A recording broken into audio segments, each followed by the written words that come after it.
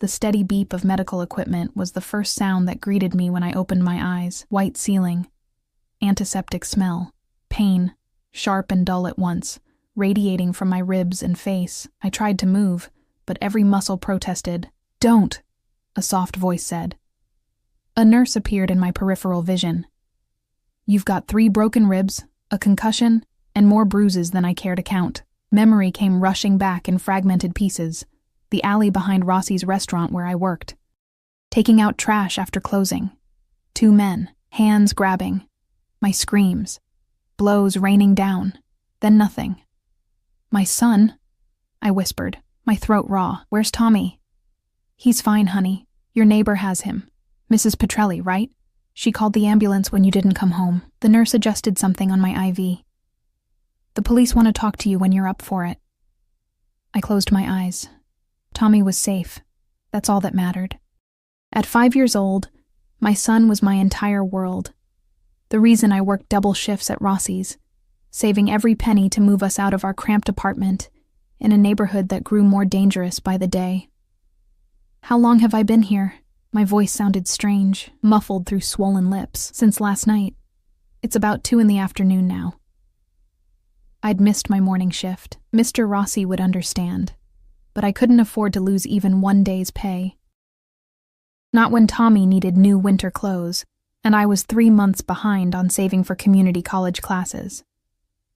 The nurse left, and I drifted into a haze of pain and medication. When I opened my eyes again, shadows had lengthened across the room. A doctor had come and gone. Police had asked questions I couldn't fully answer. I remembered little about my attackers. Just that they'd called me by name before the first blow landed. The attack wasn't random. That thought terrified me more than anything. As evening approached, the hospital quieted. My dinner sat untouched on the rolling tray, jello and broth that I couldn't stomach. The pain medication made me drowsy, but anxiety kept me from sleep. How would I pay these medical bills? When could I see Tommy? Would those men come back to finish what they started? The sound of commotion in the hallway pulled me from my spiraling thoughts. "Sir." Visiting hours ended at 7, a nurse's protest. "Make an exception." A man's voice. Low. Authoritative. Not a request. Footsteps approached my room, and I tensed, sending fresh waves of pain through my battered body. The door opened. The man who entered wasn't what I expected. Tall and broad-shouldered in a perfectly tailored charcoal suit that probably cost more than I made in 6 months. His dark hair was styled impeccably, and his clean-shaven face held features so symmetrical they seemed almost unreal. High cheekbones, a strong jaw, and eyes so dark they appeared black in the dim light. Behind him stood another man, wider, rougher-looking, with a scar running from his ear to his chin. "Ms. Emma Harper?" The first man approached my bed slowly, as if sensing my fear. I clutched the thin hospital blanket. "Who are you?" "Antonio Ricci." He stated his name as if it should mean something to me. It didn't. Though something about the name Ricci tickled my memory. Something I'd overheard at the restaurant, perhaps. "I own Rossi's restaurant," he continued. "Among other businesses." That surprised me. I'd worked at Rossi's for over a year and had never seen this man. The restaurant was run day to day by Marco Rossi, a boisterous middle-aged man who treated his staff like family. "Mr. Rossi owns—" "Marco manages for me," Ricci interrupted smoothly. "He's my cousin." He moved closer, and I caught his scent. Expensive cologne with notes of cedar and something darker, more primal. His presence filled the small room, making it feel even smaller. "I make it a point to know when my employees are harmed." His gaze traveled over my injuries, and something flashed in his eyes, something cold and dangerous that made me shiver despite the room's warmth. "The police are handling it," I said weakly. A slight smile curved his lips, though no amusement reached his eyes. "Of course." He gestured to the chair beside my bed. "May I?" I nodded, unsure what else to do. The second man, the bodyguard I presumed, took position by the door, face impassive. Ricci sat with a fluid grace that spoke of complete self-assurance. From an inside pocket of his jacket, he withdrew a slim envelope and placed it on my bedside table. "Your medical expenses will be covered." Again, not a question or offer. I can't accept. You can. You will. His voice remained gentle, at odds with the steel beneath his words. You're under my protection, Ms. Harper. That should have been clear to everyone. Under his protection? I'd never even met this man before. Why would anyone think I was connected to him? His dark eyes studied me, reading my confusion. Marco speaks highly of you, a hard worker, a devoted mother. He tilted his head slightly, a woman trying to escape something, or someone. I tensed. My past wasn't something I discussed, not even with co-workers. Tommy's father was a mistake I'd made at 19, a charming con man who'd disappeared with my savings and left me pregnant and alone. I'd rebuilt my life piece by painful piece since then. I respect privacy, Ms. Harper, Ricci continued, but I need to know if this attack was random or targeted. The question made me uncomfortable, but something about his presence compelled honesty. They knew my name, called me by it before it happened.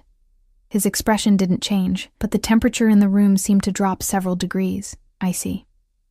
He reached forward, and I flinched involuntarily. A flash of something. Regret. Concern. Crossed his features before his face became unreadable again. Slowly, telegraphing his movements, he adjusted the blanket that had slipped from my shoulder. You need rest, he said, rising from the chair. My driver will take you home when you're discharged. Your apartment has been secured. Secured? What is that? New locks. Better ones. He reached into another pocket and placed a key on the table beside the envelope. I've also taken the liberty of having your son brought to your neighbor's apartment. Mrs. Petrelli, I believe. She's being compensated for the extended childcare. My head spun. How had he arranged all this in what must have been hours? And why would a man like him, clearly powerful and wealthy, care about a waitress he'd never met? Mr. Ricci, I don't understand. Antonio, he corrected softly. Antonio, I repeated, the name feeling strange on my tongue. Why are you doing this? He paused at the foot of my bed, his dark gaze intense. I take care of what's mine, Emma. My businesses. My people. Something shifted in his expression. A flicker of emotion I couldn't name. Get well. Your job will be waiting. With that, he turned to leave. At the door, he stopped and spoke to his bodyguard, voice too low for me to hear. The larger man nodded once, his expression grim. After they left, I lay awake despite exhaustion and medication, replaying the strange encounter. There had been something unsettling about Antonio Ricci, something that spoke of power beyond what a simple restaurant owner should possess. The way the hospital staff had deferred to him. The casual mention of other businesses. The bodyguard who looked like he'd seen and done things I couldn't imagine. I drifted into uneasy sleep, with the scent of his cologne lingering in the room. The next morning brought a parade of surprises. A different doctor, a specialist I was told, examined me and pronounced my recovery would be quicker than initially estimated. The hospital administrator personally delivered discharge papers along with assurances that everything had been arranged, and when I was wheeled to the hospital entrance, a gleaming black SUV with tinted windows waited at the curb. The driver, a compact, sharp-eyed man, who introduced himself simply as Leo, helped me into the back seat with surprising gentleness. The vehicle's interior was luxurious, all buttery leather and polished wood. Mr. Ricci asked me to give you this, Leo said, handing me a smartphone. His number is programmed in. Call if you need anything, day or night. I don't need boss's orders. Leo cut me off with a polite but firm tone that suggested arguing would be pointless. As we drove through the city, I stared at the unfamiliar phone in my hand, wondering what kind of man could command such immediate obedience from everyone around him. By the time we reached my apartment building in the Eastern District, an area that had seen better days, I had more questions than answers. Leo insisted on escorting me upstairs, carrying the small bag of belongings the hospital had provided. In the dingy hallway outside my apartment stood a man I didn't recognize, broad-shouldered and vigilant, with the same alert readiness I'd seen in Antonio's bodyguard. He nodded to Leo, then to me. Ms. Harper. Emma, this is Dante, Leo explained. He'll be keeping an eye on things for a while. Keeping an eye? You mean like a guard? I fumbled with the new key Antonio had given me. Noting the heavy-duty deadbolt that hadn't been there before, Leo shrugged. Just a precaution. The inside of my apartment had been transformed. Nothing major. The furniture was the same. The walls still needed paint. But it was immaculately clean. Fresh flowers sat on my small dining table. The refrigerator, when I checked, was stocked with food. On the counter was a note in elegant handwriting. Rest. Heal. Everything else is handled. A.R. Tommy? I asked Leo. The little man is still with your neighbor. Mr. Ricci thought you might want a day to rest before he comes home. I sank onto my couch, overwhelmed. Why is he doing all this? Leo gave me a long look. The boss has his reasons. He moved toward the door. Dante will be outside. Call the number in the phone if you need anything.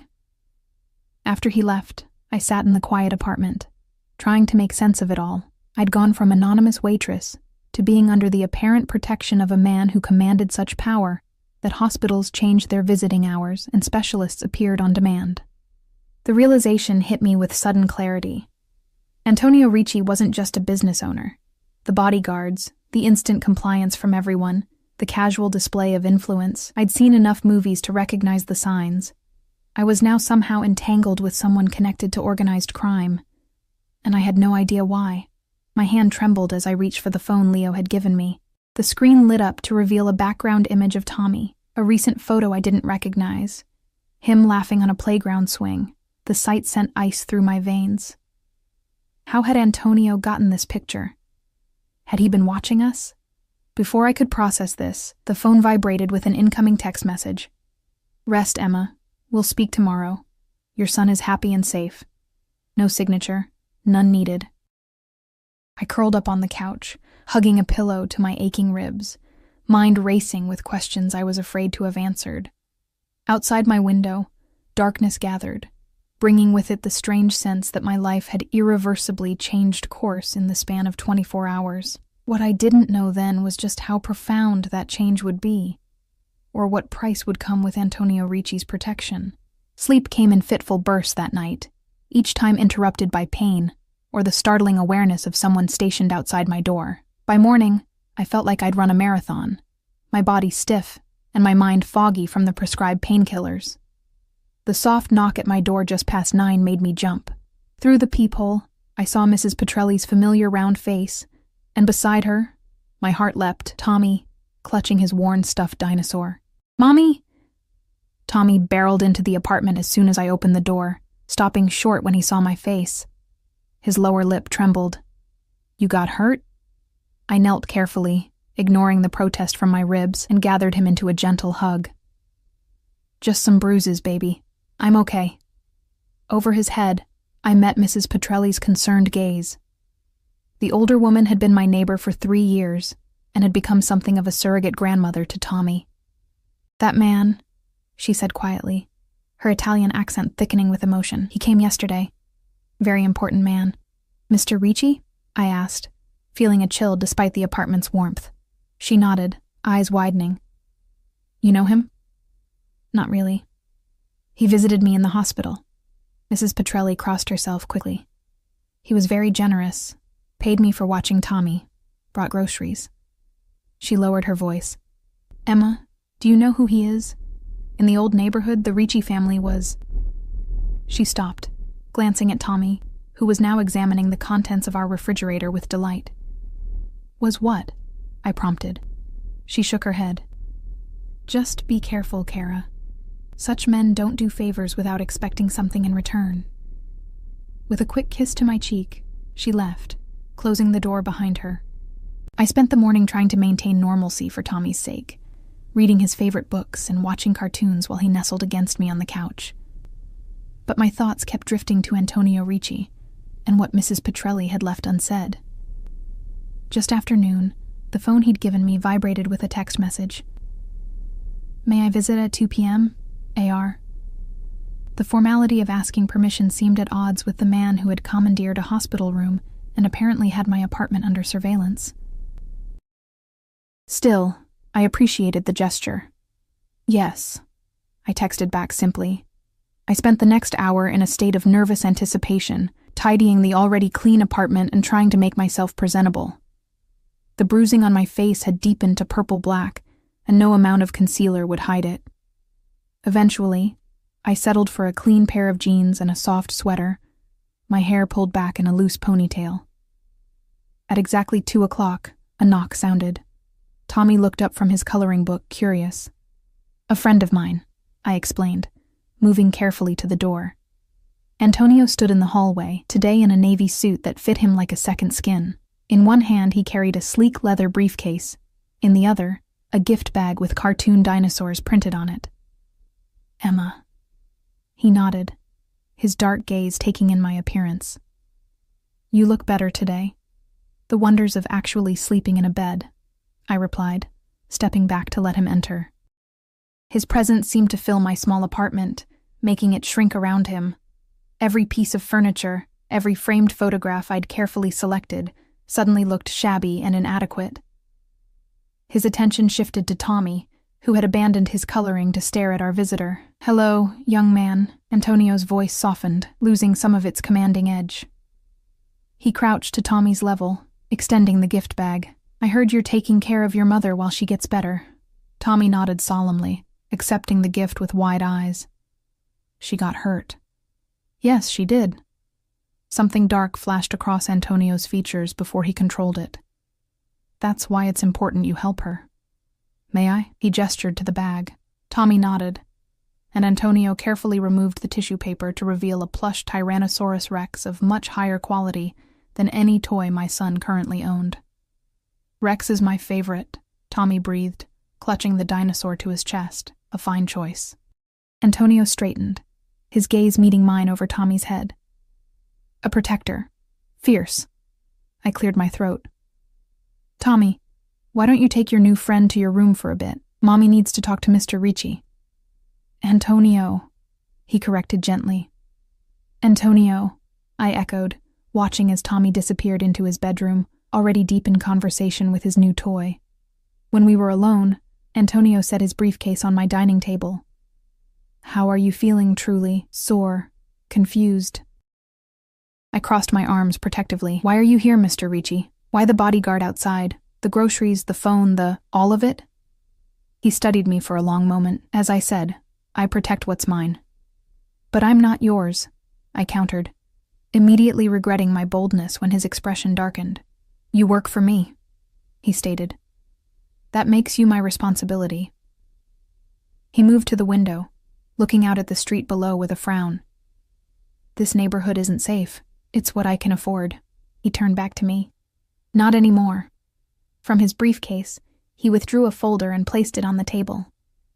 "I've taken the liberty of securing more appropriate accommodations. A 2-bedroom apartment in Riverside Heights. Better schools. Security building." I stared at the folder without opening it. "I can't afford Riverside Heights. It's handled."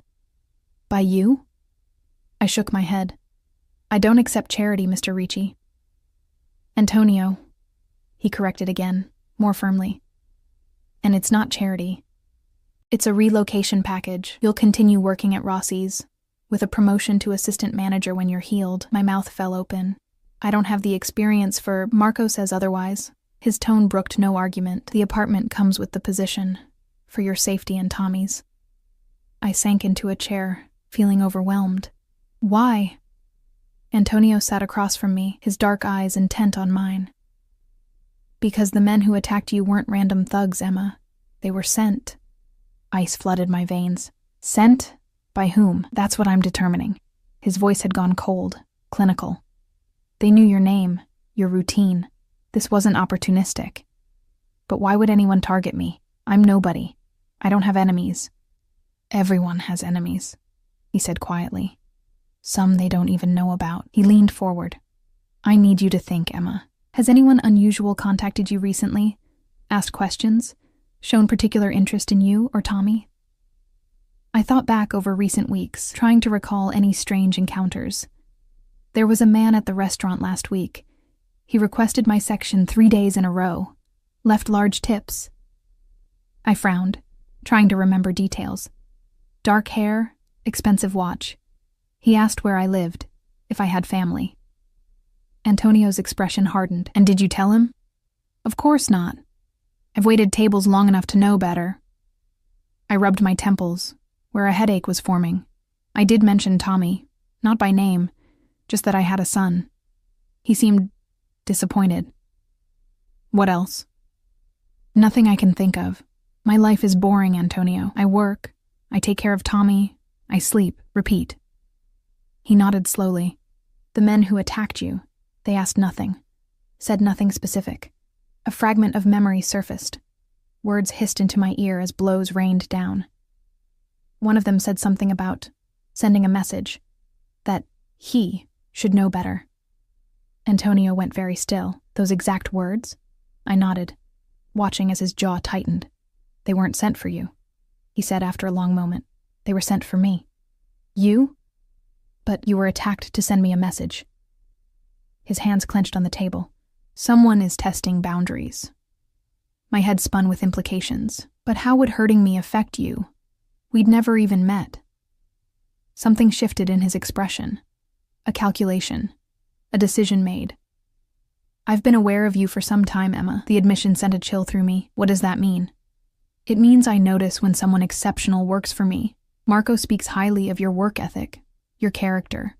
I made inquiries. You investigated me? Indignation flared through my confusion.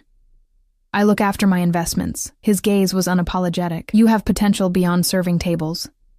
I had planned to offer you advancement eventually. So someone thought hurting me would... What?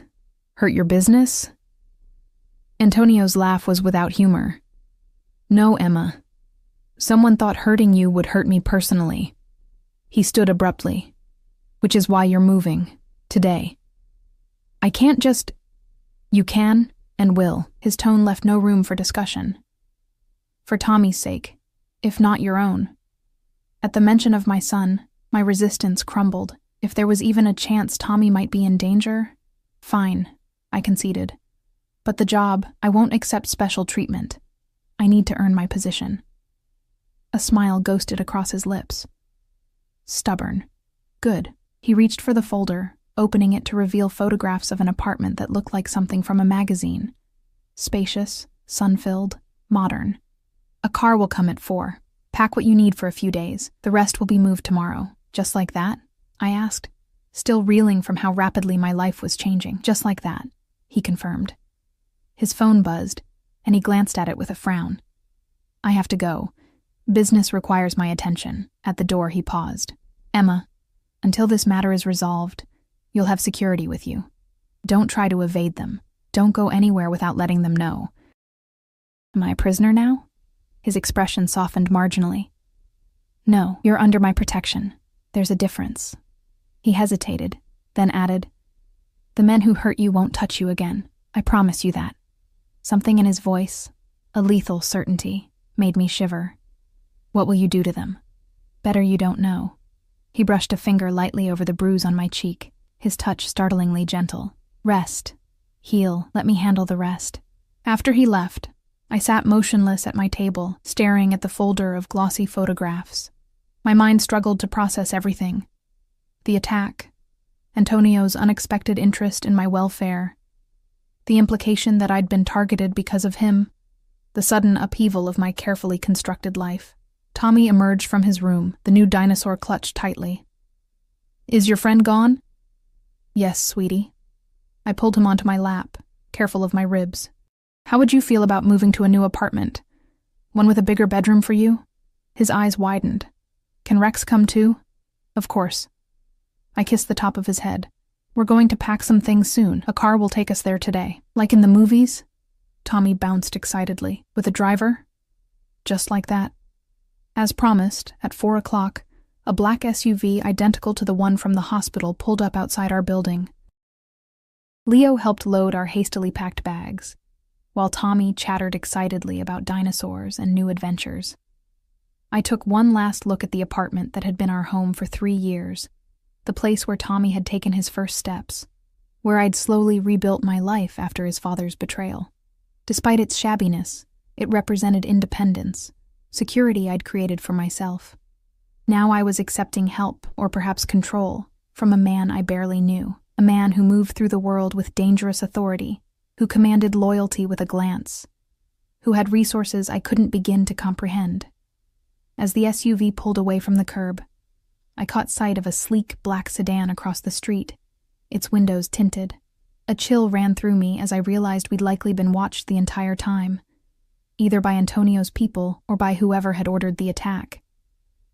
I hugged Tommy closer, wondering what I'd gotten us into, and whether Antonio Ricci's protection would prove more dangerous than whatever threat he claimed to be shielding us from.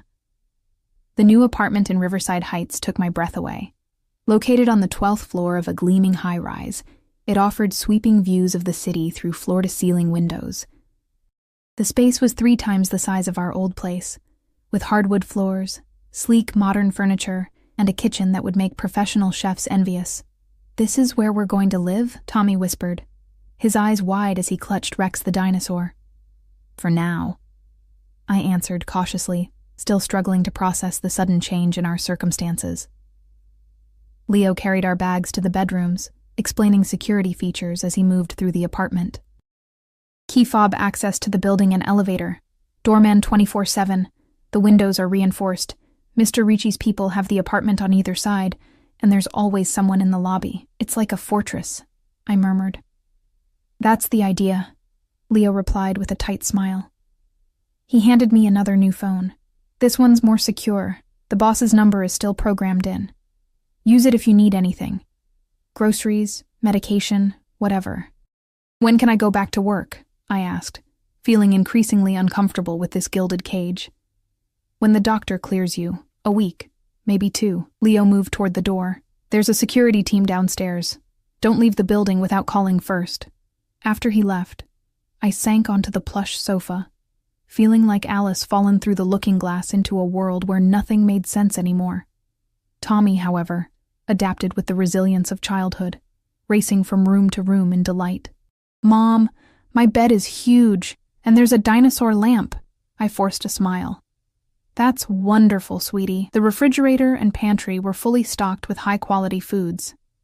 In the master bedroom, I discovered a closet filled with new clothes in my size, casual wear, business attire, even evening dresses with tags from boutiques I'd never dared enter. The adjoining bathroom featured marble countertops and a soaking tub big enough to swim in. Everything spoke of money, power, and attention to detail. Antonio Ricci hadn't just relocated us. He'd anticipated our every need, down to Tommy's favorite cereal and the brand of shampoo I used. The realization was both comforting and disturbing.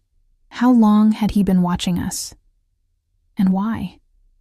That night, after tucking Tommy into his new bed, I stood at the living room window, looking out at the glittering city below. In the reflection of the glass, I caught a glimpse of my bruised face, a stark reminder of why we were here. Whatever Antonio's motives, he had protected us when we needed it most. My phone buzzed with a text message. "Are the accommodations satisfactory? AR." I hesitated before replying. "Yes, thank you. But this feels like too much." The response came almost immediately. "It's what you deserve. Sleep well, Emma." I stared at those words for a long time. What you deserve. As if he knew anything about what I deserved. The struggles I'd overcome, the sacrifices I'd made, the dreams I'd deferred for Tommy's sake. Yet part of me, a part I was ashamed to acknowledge, relished the comfort and security surrounding us now. For the first time in years, I didn't need to worry about bills or broken appliances, or whether our neighborhood was getting too dangerous. All it had cost was my independence. The next morning, a doctor arrived to check my injuries, not the hospital physician, but a private specialist who examined me with efficient care and pronounced my recovery progressing nicely. He left prescriptions for better pain medication and instructions to rest for another week. Shortly after he left, a knock at the door announced the arrival of movers with our belongings from the old apartment. Everything had been carefully packed and labeled. The men worked quickly, arranging our modest possessions among the new furniture, treating Tommy's toy collection with the same care they might give priceless artifacts. By afternoon, the apartment had transformed again, still luxurious, but now with familiar touches. Tommy's drawings on the refrigerator, my mother's quilt on the back of the sofa, photographs of Tommy and me throughout his childhood displayed on sleek shelves. It was during dinner, a meal I'd actually enjoyed preparing in the gourmet kitchen, when my phone buzzed again. "May I visit at 8 p.m., after Tommy's bedtime? AR." My pulse quickened. I glanced at Tommy, happily devouring spaghetti and chattering about his dinosaur's adventures. "Yes," I texted back, trying to ignore the nervous flutter in my stomach. After Tommy was bathed and tucked in with a story, I found myself standing before the closet of new clothes, deliberating as if preparing for a date. The thought made me flush. This wasn't a date. This was... what exactly? A meeting with my boss? My protector? The man who had upended my life in the span of 3 days?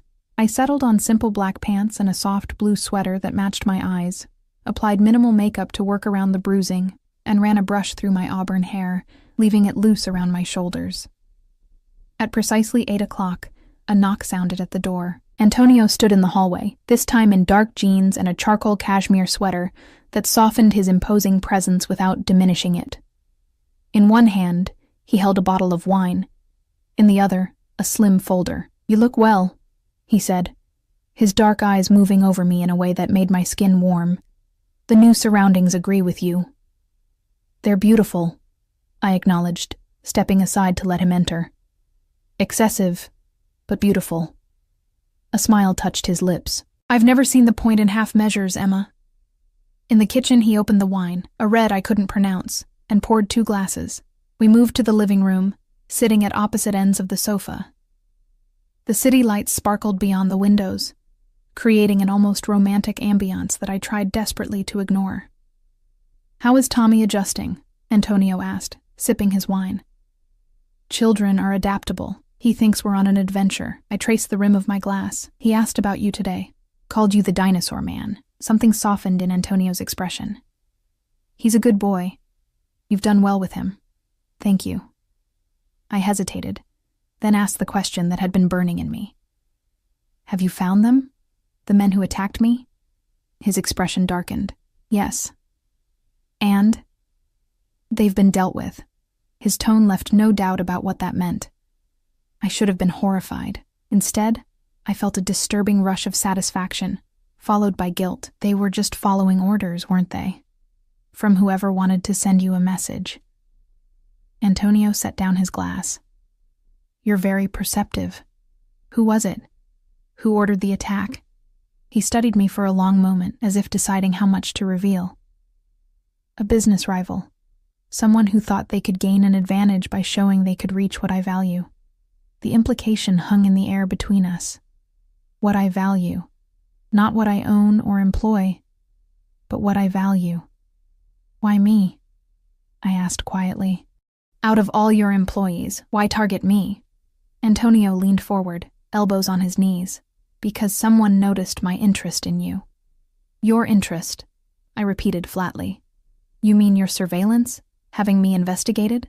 "My attention," he corrected. "I've been aware of you for months, Emma. Your work ethic, your dedication to your son, the way you manage to maintain dignity and grace despite circumstances that would break many others." I blinked, caught off guard by the unexpected praise. "You don't even know me.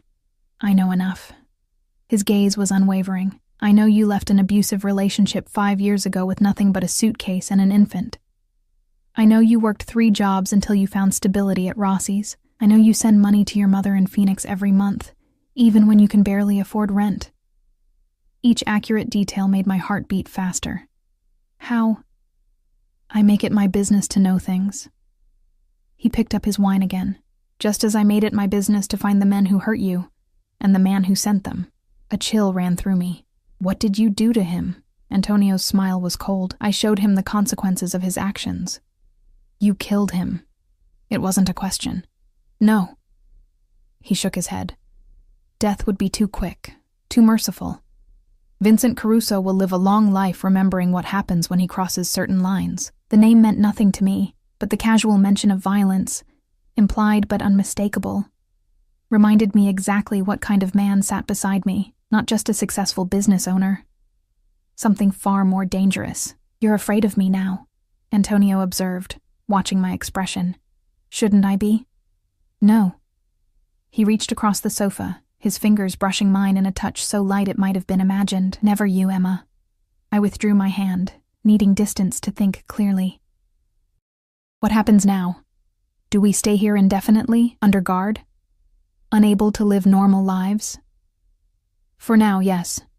He reached for the folder he'd brought, opening it to reveal documents. "This situation has made me reevaluate certain arrangements. Your position at Rossi's remains open, with the promotion we discussed, but I have another option to present." And I took the papers he offered, scanning what appeared to be an employment contract for an executive assistant position at Ricci Enterprises, with a salary that made me gasp. I'm not qualified for this. You're exactly qualified." Antonio's voice was firm. "You're organized, discreet, intelligent, and you learn quickly. The position would provide better hours for a single mother, higher compensation, and—" He paused meaningfully. "You would be directly under my protection at all times." I set the contract down. "You want me to work for you personally. Why?" "Because I can trust you." The simplicity of his answer surprised me. "Trust is rare in my world, Emma. When I find it, I value it. You can't know that you can trust me. We've barely met. I'm an excellent judge of character." He leaned back, studying me. "The position is yours if you want it. Think about it. For Tommy's sake, if nothing else." The mention of my son reminded me of the reality we faced. "This rival of yours, Caruso, will he try again?" "Not anytime soon." Antonio's certainty was chilling. "But in my world, there are always threats. Working closer to me would mean better protection. And less freedom," I countered. He inclined his head, acknowledging the truth of it. "There are always trade-offs." We sat in silence for a moment, the implications of his offer hanging between us. Finally, I asked the question that had been nagging at me since his first appearance in my hospital room. "Why do you care what happens to me?" "The truth, Antonio. Not business, not responsibility. Why me?" Something shifted in his dark eyes. A vulnerability I hadn't seen before, because when Marco showed me your application 2 years ago, with your photograph attached, I recognized something in you, something I've spent my life searching for. "What?" I whispered. "Integrity," he said simply. "Strength.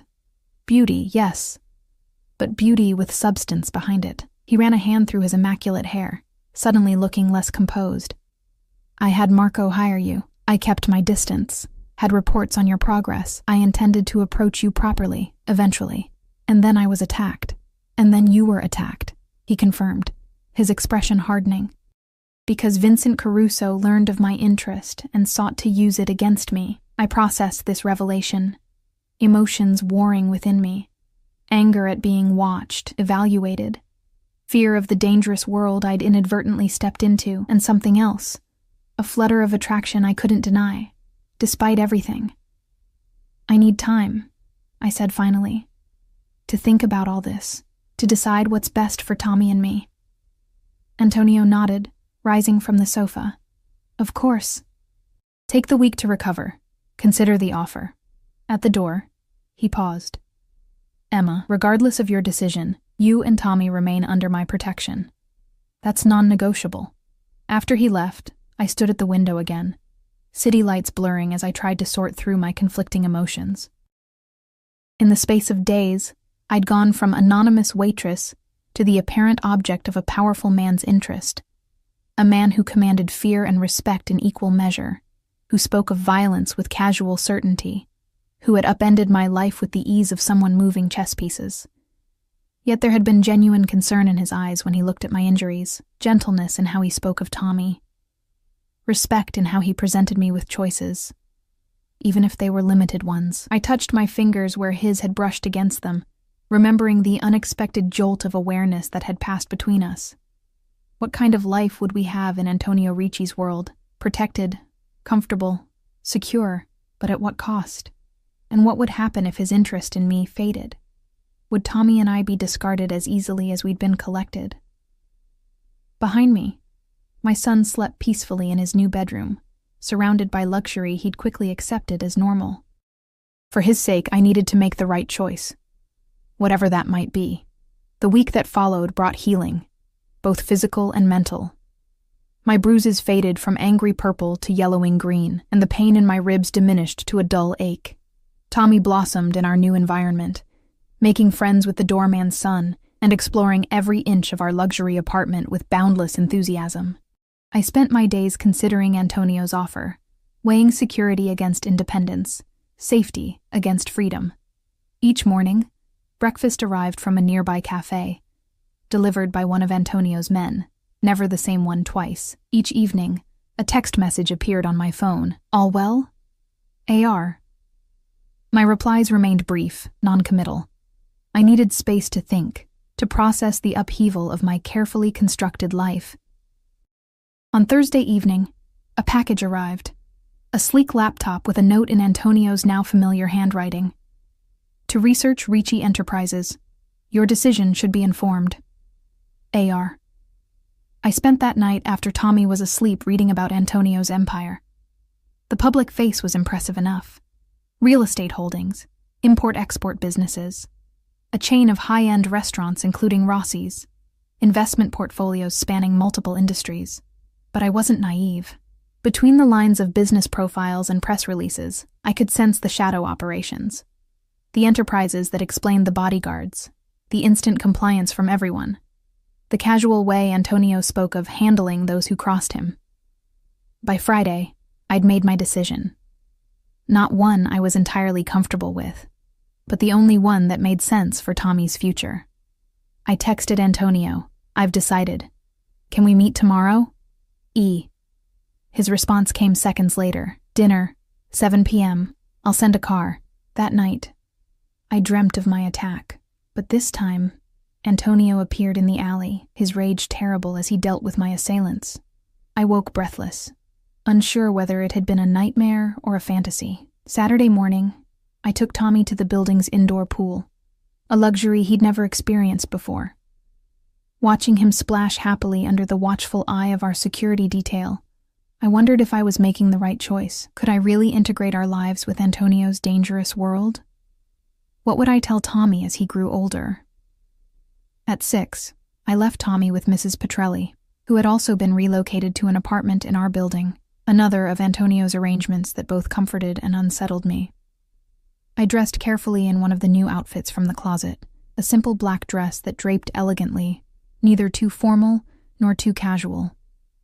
The woman in the mirror looked polished, confident, a far cry from the exhausted waitress of 2 weeks ago. The car that arrived was not the usual SUV, but a sleek black Mercedes.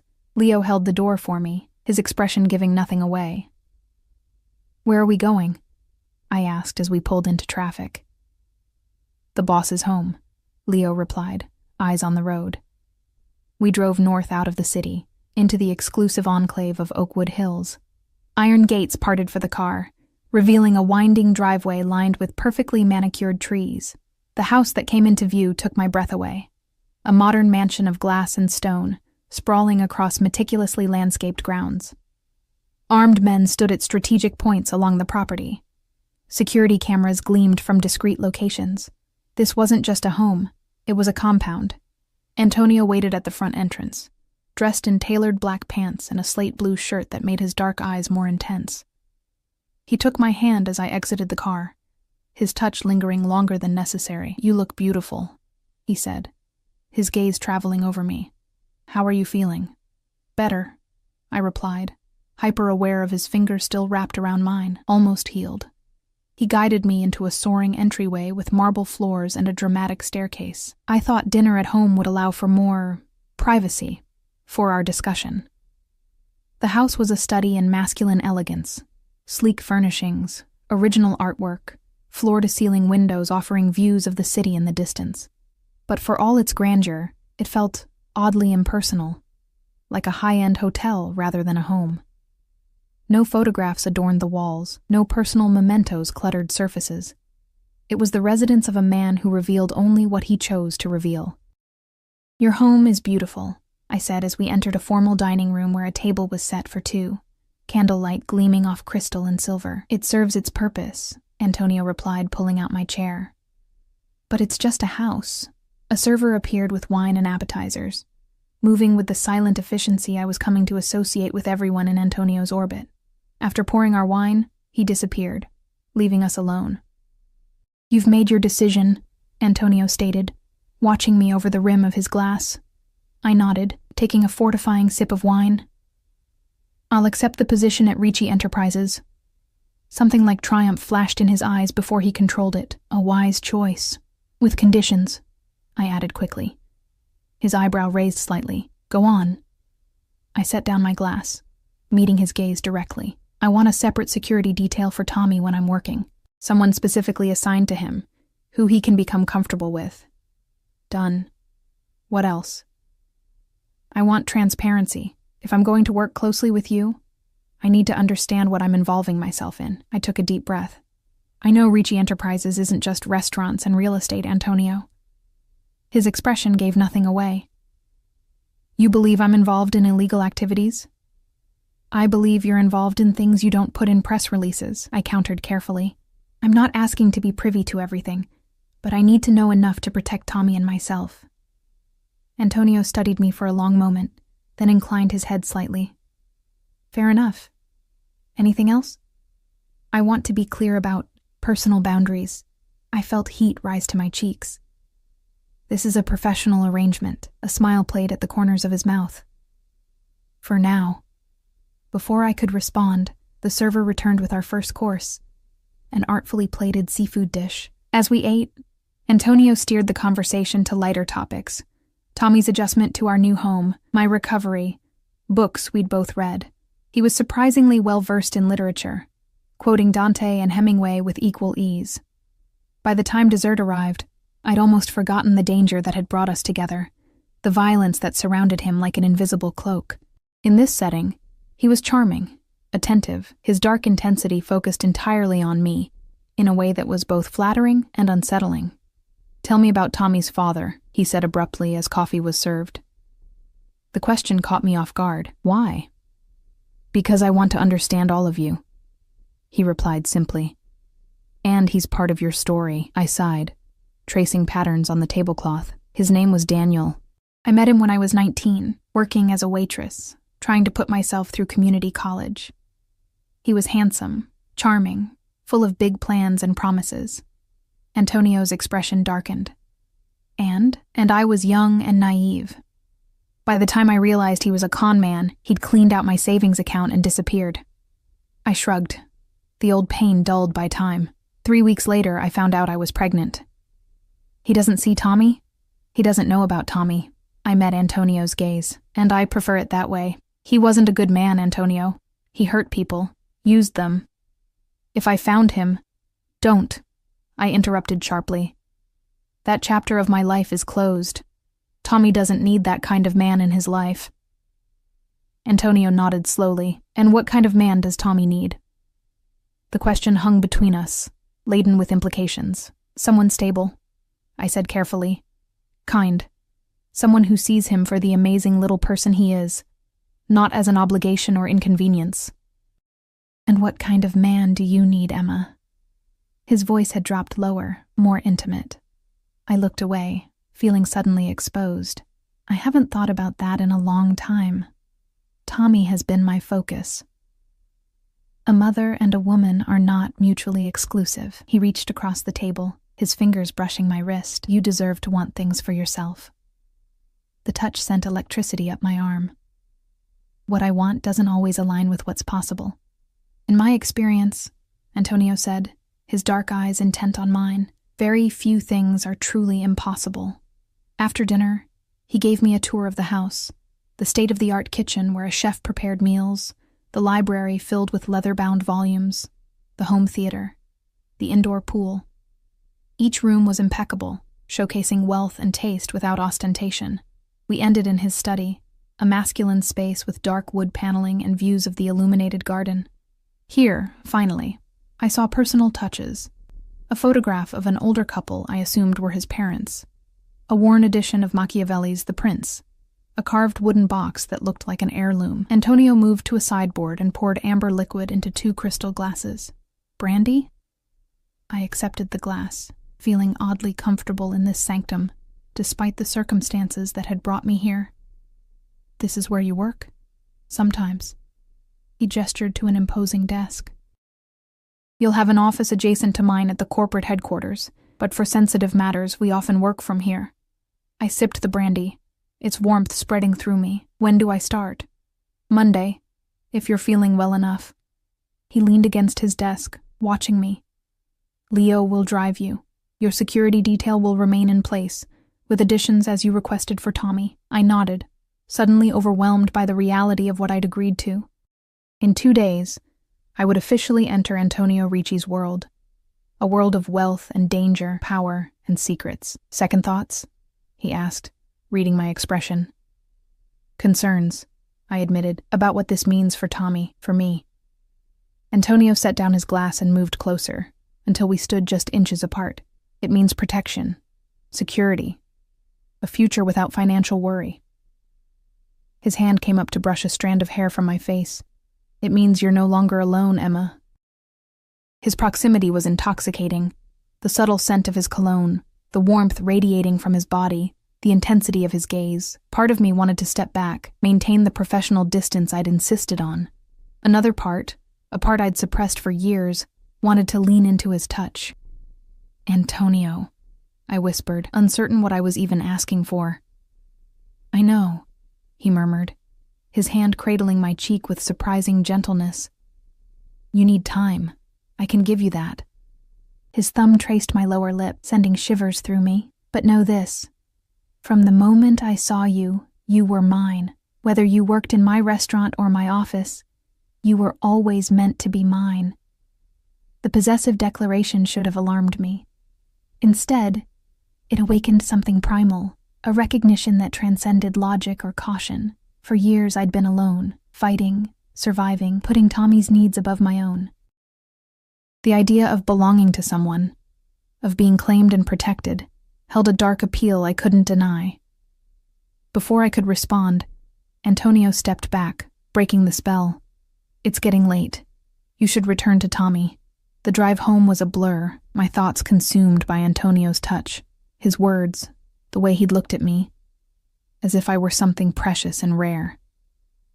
By the time I reached our apartment, Mrs. Petrelli had already put Tommy to bed. I checked on him, watching his peaceful sleep and wondering what future I was creating for us.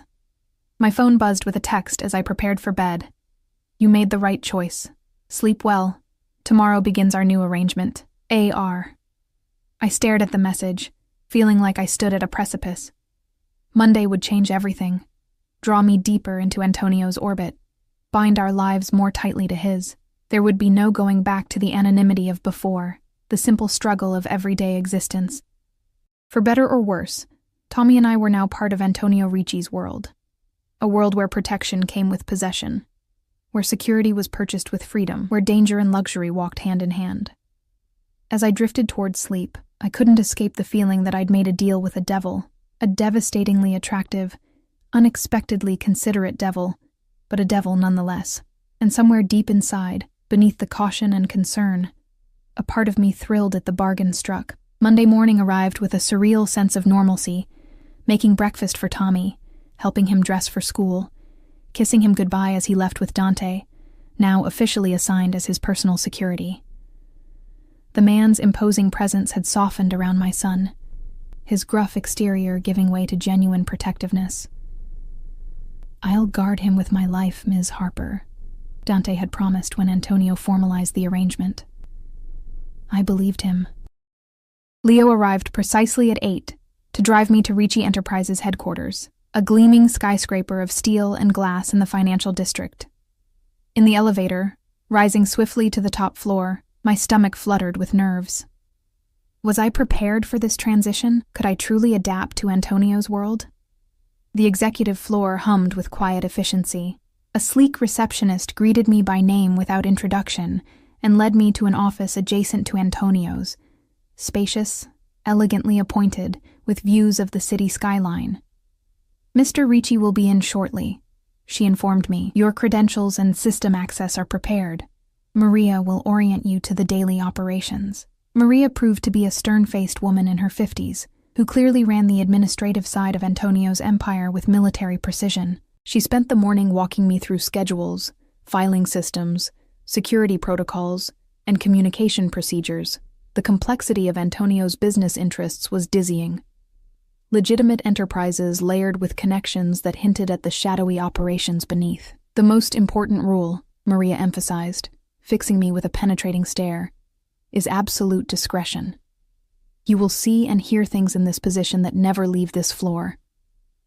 Understood?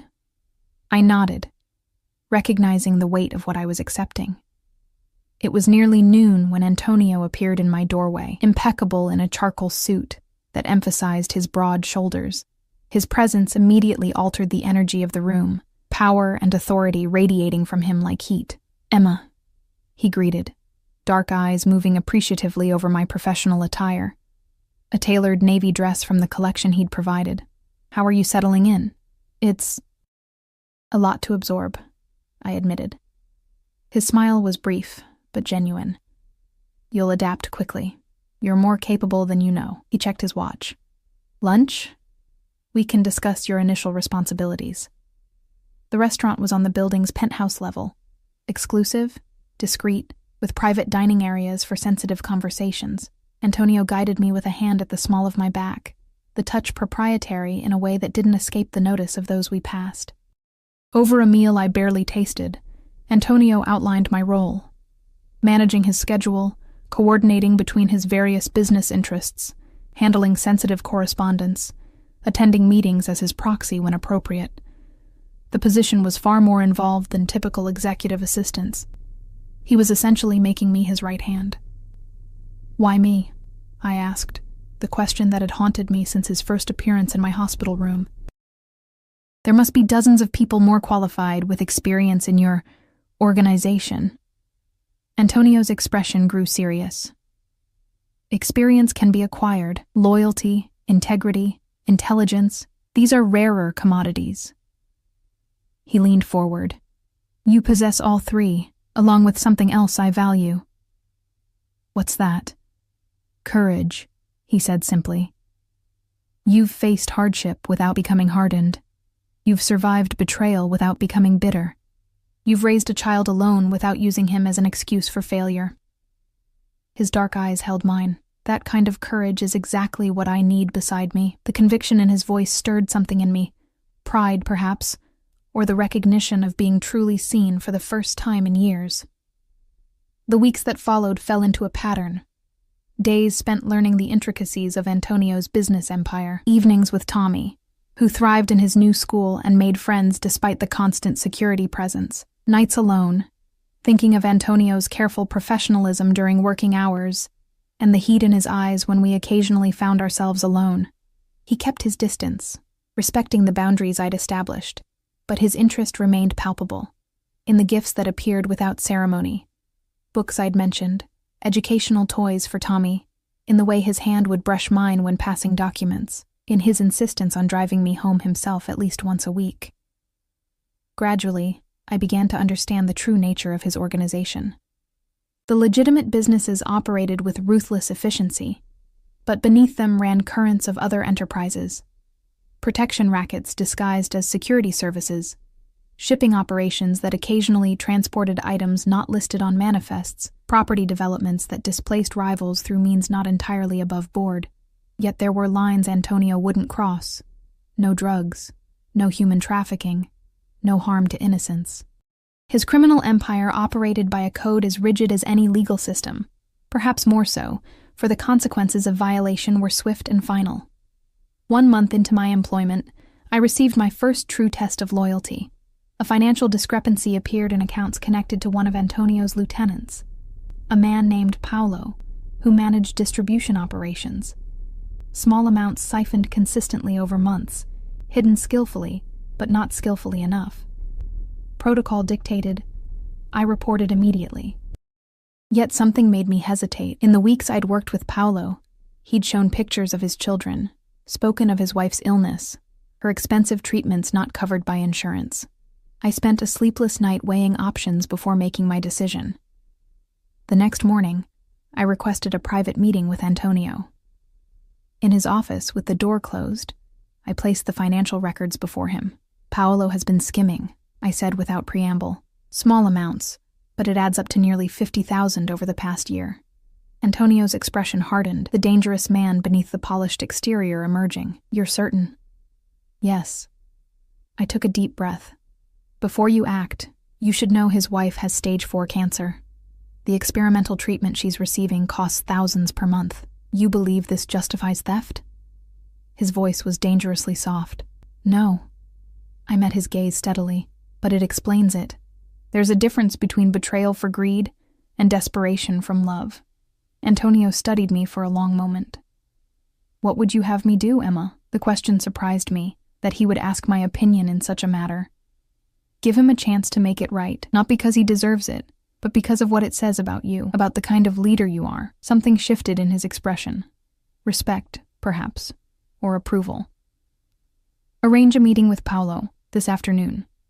I left his office uncertain whether I'd saved a man's life or signed his death warrant. Paolo entered Antonio's office at 3, his face ashen when he saw the financial records on the desk. I moved to leave, but Antonio gestured for me to stay. What followed was one of the most intense experiences of my life. Watching Antonio methodically break a man down to his foundations before offering unexpected redemption. He detailed Paolo's theft with cold precision, watching him crumble into tearful confession.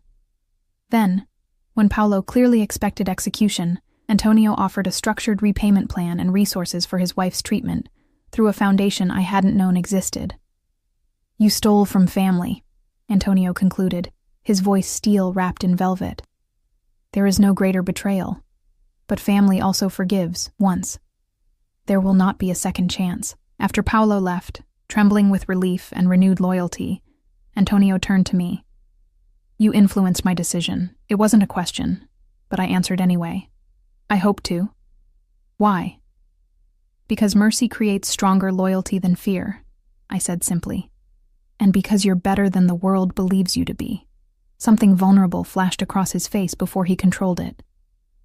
"What do you believe I am, Emma?" I considered the question carefully. "A man of contradictions, dangerous but protective, ruthless but principled, capable of violence, but also of unexpected compassion." "And does that man frighten you?" he asked, moving closer. "Less each day," I admitted. That night, Antonio invited me to dinner at his home. "To celebrate your first successful intervention in family business," he said with a rare smile. With Tommy sleeping over at his new friend's apartment, under Dante's watchful eye, I accepted. The evening held a different energy than our previous dinner, less a negotiation, more a genuine connection between two people drawn increasingly together. Over dessert, Antonio poured us both brandy and raised his glass. "To new beginnings," I clinked my glass against his. "What beginning are we celebrating exactly?" His dark eyes held mine. "The beginning of honesty between us. No more pretending this is merely professional." My pulse quickened. "Antonio, you feel it too," he stated with quiet confidence. "This connection between us. It's been there from the first moment." I couldn't deny it. The awareness that hummed between us, the way my body responded to his presence, the dreams that had begun to haunt my nights. "I do," I acknowledged softly, "but it complicates things. You're my boss, my protector." "I'm a man," he countered, reaching across the table to take my hand. "A man who has waited patiently, who has respected your boundaries while making my interest clear." His thumb traced circles on my palm, sending shivers up my arm. "What are you asking for, Antonio?" "A chance," he said simply. "To show you who I truly am, not the businessman, not the boss. Just the man who hasn't been able to look away from you since the moment I saw your photograph." The raw honesty in his voice broke something loose inside me. The careful walls I'd built after Tommy's father. The protective barriers that kept me focused solely on survival and my son's welfare. "I'm afraid," I whispered, not pulling my hand away. "Not of you, but of this. Of wanting something for myself after so long." Antonio rose and drew me to my feet, standing so close I could feel the heat of his body, smell the intoxicating scent of his cologne. "Then let me want for you," he murmured, "until you remember how." His hand cradled my face with infinite gentleness, at odds with the power I knew resided in those fingers. "May I kiss you, Emma?" Instead of answering, I closed the distance between us, pressing my lips to his. The kiss began softly, almost reverently, but quickly kindled into something more urgent. Years of suppressed desire blazing to life between us. His arms encircled me, drawing me against the solid wall of his chest as my fingers threaded through his dark hair. When we finally parted, both breathing heavily, Antonio rested his forehead against mine. "I've imagined this moment for so long," he confessed, his voice rough with emotion. "But reality surpasses fantasy." That night changed everything, not just because I stayed, experiencing a passion I'd never known possible, but because in Antonio's arms, I rediscovered parts of myself long buried. The woman beneath the survivor, the desires beneath the duties. Dawn found us tangled together in his bed, my head on his chest as he traced patterns on my bare shoulder. "What happens now?" I asked. Reality beginning to intrude on our cocoon of intimacy, Antonio's arms tightened around me. "Now we build something, together. For you, for Tommy, for us. Your world is dangerous," I reminded him. "Complicated." "It is," he acknowledged, "but it's also secure, loyal, family above all." He tilted my face up to his. "I won't pretend I can become something I'm not, Emma. But I can promise you this. No harm will ever come to you or Tommy again. What's mine, I protect with my life. And were yours?" I asked, needing to hear him say it.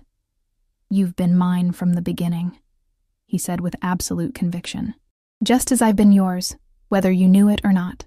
6 months later, Tommy and I moved permanently into Antonio's home, now warmed with photographs, children's artwork, the sound of laughter. My position evolved into a true partnership, both in business and in life. The danger never entirely disappeared. There were still rivals, still threats, but they were outweighed by the strength we found together. Antonio became the father Tommy had never had, patient and protective, teaching him about honor and family in ways a 5-year-old could understand. And to me, he was partner, protector, lover. The man who had seen my worth when I'd forgotten it myself. The whispers followed us, of course. The waitress who had captured the heart of one of the city's most powerful men, the single mother now wearing a flawless diamond on her left hand. Some said I'd been drawn into darkness, others claimed I'd brought light to a shadowed world. The truth, as always, lay somewhere in between, in the gray areas where love and power intersect, where protection comes with possession, where a man capable of terrible violence can show unexpected tenderness. 1 year to the day after the attack that had changed everything, Antonio and I stood on the balcony of our home, watching Tommy play in the garden below, guarded as always by the vigilant Dante. "Any regrets?" Antonio asked, his arm around my waist. I leaned into his embrace, considering the journey that had brought us here. From fear to safety, from solitude to family, from struggle to strength. "None," I answered truthfully. "Every step led us here." He pressed a kiss to my temple. "Show me the one who did this," he murmured, echoing words I'd later learned he'd spoken while viewing security footage of my attack. That's what I said to my men that night. By morning, justice was done. "Justice or vengeance?" I asked, though the distinction had blurred for me over time. Antonio smiled, the expression both tender and fierce. "When it comes to protecting what's mine, they're one and the same." In that moment, I understood completely. For in Antonio's world, now my world, justice wasn't found in courtrooms or legal systems. It was delivered through loyalty, through family, through the unbreakable bonds between those who had chosen each other against all odds. And in that world, despite its dangers and complexities, I had finally found something I'd stopped believing existed, a place where Tommy and I belonged, protected and cherished, no longer alone against an uncaring world. Whatever price came with it, that belonging was worth everything.